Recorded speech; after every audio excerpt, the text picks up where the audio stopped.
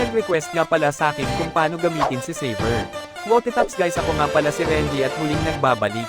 At eto ang 3 tips para ma-master si Saber. Magsimula tayo sa kanyang passive.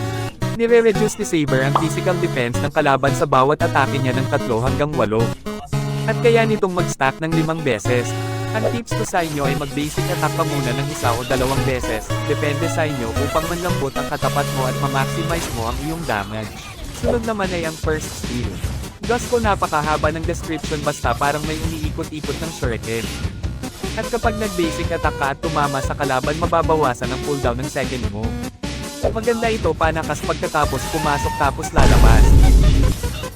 O diba parang siya lang pagkatapos kanyang saktan iiwan ka na. Sunod naman ay ang second skill. Pag-dash ni Saber ay magkakaroon siya ng enhanced basic attack.